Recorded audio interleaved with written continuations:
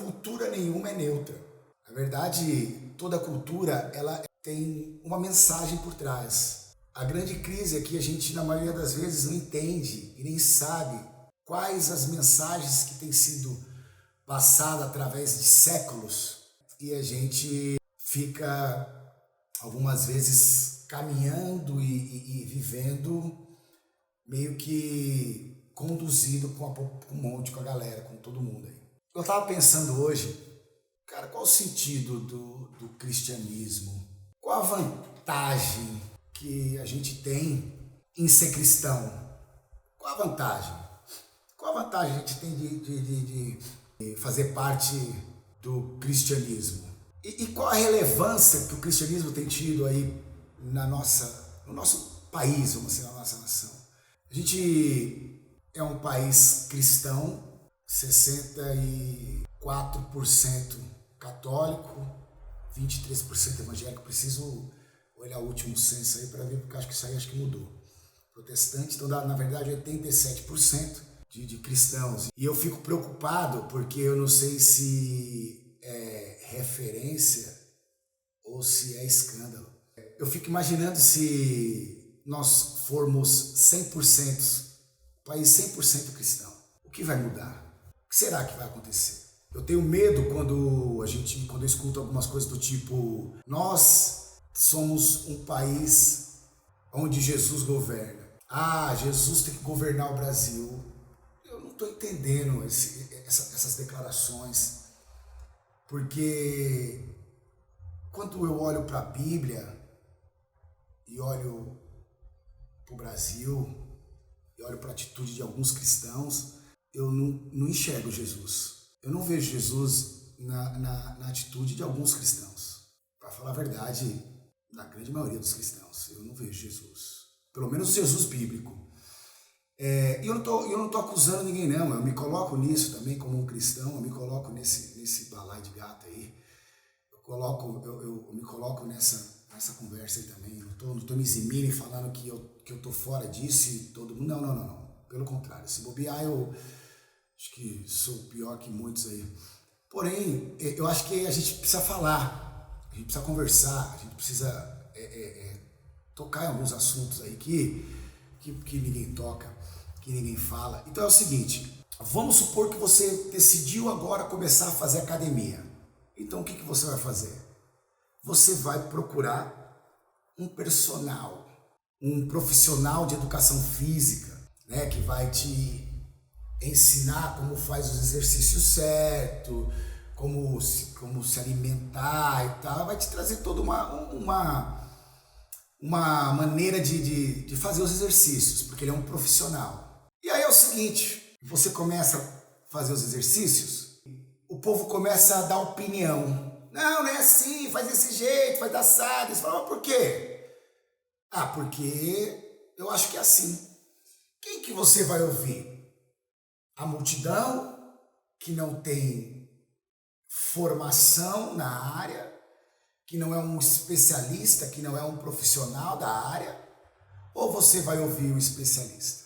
Se você tiver uma sã consciência, lógico que você vai ouvir o especialista e não vai dar ouvido ao povo, à multidão que está falando um monte de coisa sem saber, sem ser especialista, sem ter estudado para isso, sem ter nenhuma formação nesse sentido.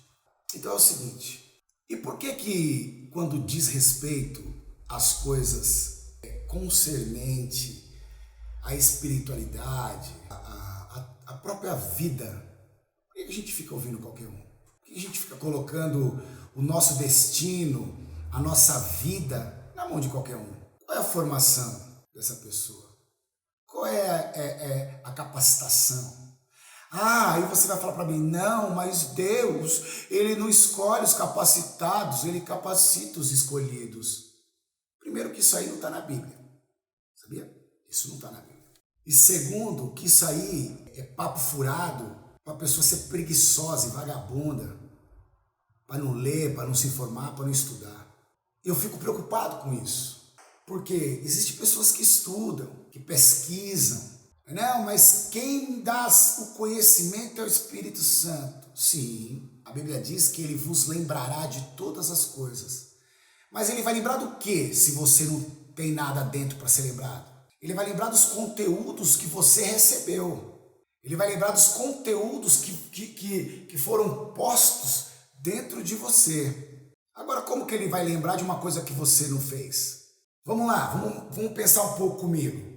Vamos supor que nós vamos participar de um vestibular. Então, eu estudo por algum período, por alguns meses, algumas semanas, estudo, leio, mas não entra, não decoro, mas eu leio, eu estudo.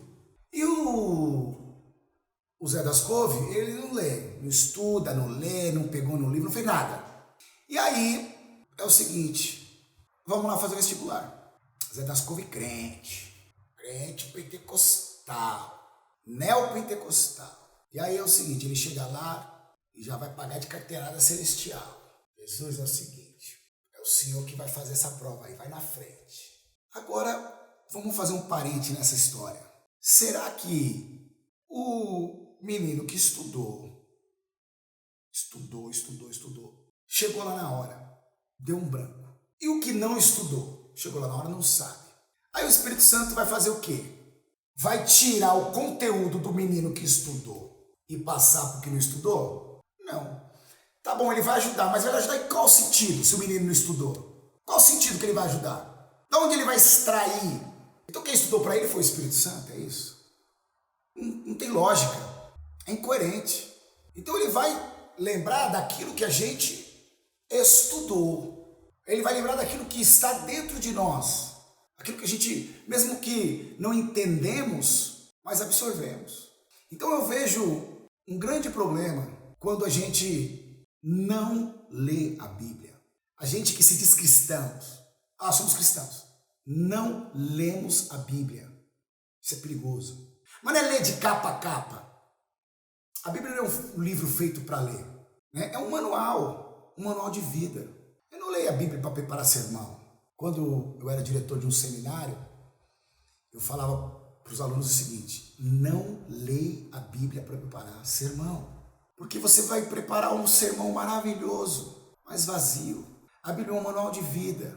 Leia a Bíblia para viver. E quando você vive e funciona, aí agora então você cria um sermão e explica. É como eu estou falando. Se você começa a fazer exercício, que é uma coisa simples a princípio, você procura um profissional para te ensinar. Por que que quando diz respeito às coisas de Deus, às coisas espirituais, à teologia, você fica ouvindo qualquer um? Se você for falar de medicina, qualquer um pode falar de medicina? Quem tem autoridade para falar de medicina? Médico. Trabalha no campo da medicina. No campo da teologia. Quem tem direito de falar de Deus? O teólogo, que trabalha no campo da teologia. Um filósofo, que trabalha no campo da filosofia. É que a gente tem a mania de que é para Deus, então é de qualquer jeito. Mas eu tenho certeza que se você começar a ler a Bíblia, muitas coisas vão mudar. Por onde eu começo? Se você nunca leu, eu vou te dar uma dica. Leia Romanos, depois Gálatas.